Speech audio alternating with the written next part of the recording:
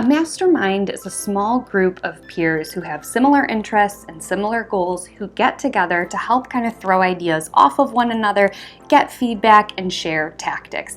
In this video, I'm going to tell you why it's so important to have a mastermind and how to go about creating one, and creating one that's not only effective, but also free. Stay tuned.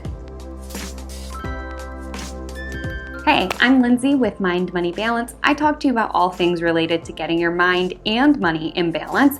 As a small business owner, it is so important for me, like many small business owners, to feel like I'm not alone. So what I did is I created a mastermind, and I'm going to give you the exact steps that I use to create one that has been effective and been beneficial for me and for those who are in it. Identify a few people who you admire and who also meet the following criteria.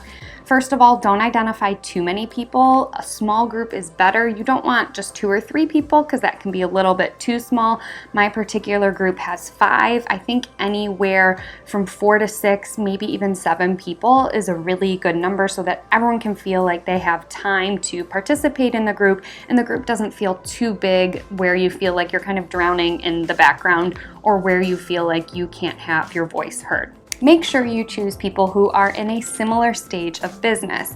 Even if you admire different people on social media, for a mastermind, you don't want to have somebody who is just launching their business along with somebody who is making 7 figures in their business, because they're going to be at totally different points and it's going to be really hard to make sure that together, collectively, the mastermind can move forward. So you want to make sure people are in a similar stage of business. Number 2 is make sure that they can meet in person. I know there are some wonderful online masterminds out there, but the reason that I reached out to somebody to start an in-person mastermind was because so many small business owners today are often working online or by themselves, so it's really important to create that human connection and that community connection. So think about how far you'd be willing to drive and kind of create a radius in that area. If you're willing to drive 30 or 45 minutes, or willing to hop on the train for 30 or 45 minutes once a month, then limit your search radius to that particular area so that you know that you'll be able to make it there, and when you're reaching out to these people that you're not asking too much from them in terms of a commute. You also want to make sure that you have similar businesses but not identical businesses.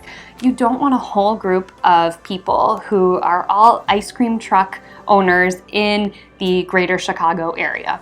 Why? A couple of reasons.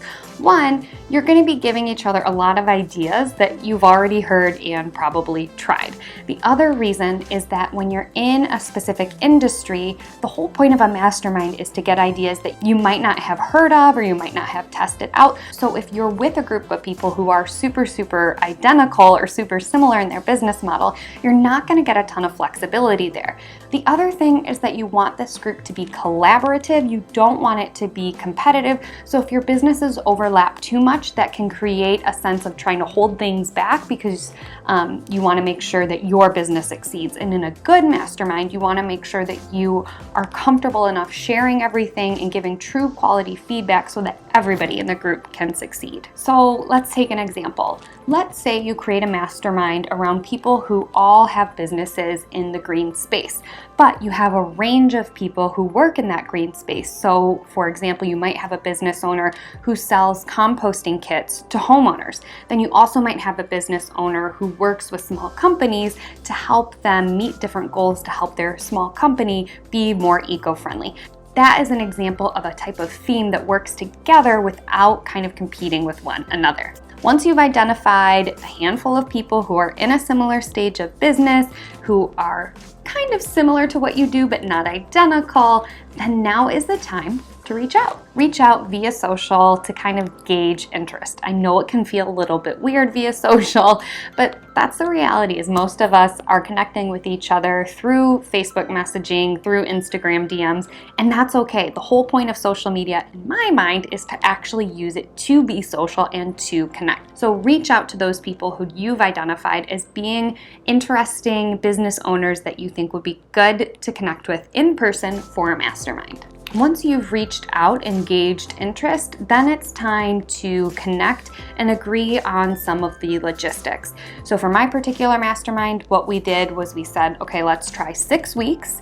We'll do every week, once a week for 90 minutes and try different topics, try deep dives. And at the end of that 6 weeks, we'll reconvene to see what worked, what didn't work, and how we do or don't want to continue. We schedule our meetings twice a month.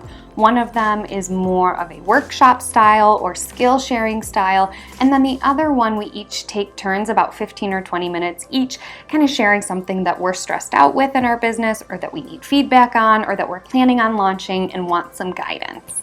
So that's what worked well for us. The other thing to think about is location and frequency. Are you going to meet at somebody's house? Are you going to meet at somebody's office? If you're meeting, are you required to bring food or drinks, or is it kind of assumed that everyone just brings in their own stuff? What happens if there's absences? Can people in the mastermind miss once every few months? If they start flaking out, do they have to leave the group? So think about what type of culture and what type of feeling you want from that mastermind. So in my particular mastermind, I'm going to tell you about the 4 women that I meet with twice a month. So I meet with Lauren. She is a published children's author and also a course creator. She helps self-published authors market themselves so that their books are successful. We also have Monica in our group. She is from Hold Space Creative. She helps to design and create websites for therapists so they can connect with their ideal client.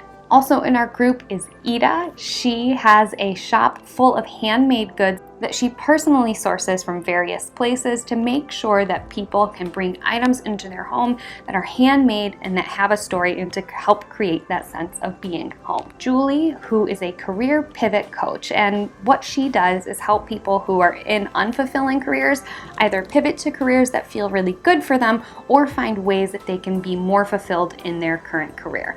So as you can see, we line up in some ways in that we are all somewhat service-based, but we're not all identical. Some of us have more design and aesthetics, some of us are more video-based, some of us are more face-to-face based, but we have enough similarities that we can help each other out without feeling like we are competing with one another. I hope that helps for you. Are you in a mastermind? Let me know in the comments below what has worked for you to keep that mastermind going, to keep it productive, and to keep it working for you. If you have other questions, go ahead and drop them below, and I'll see you in the next video.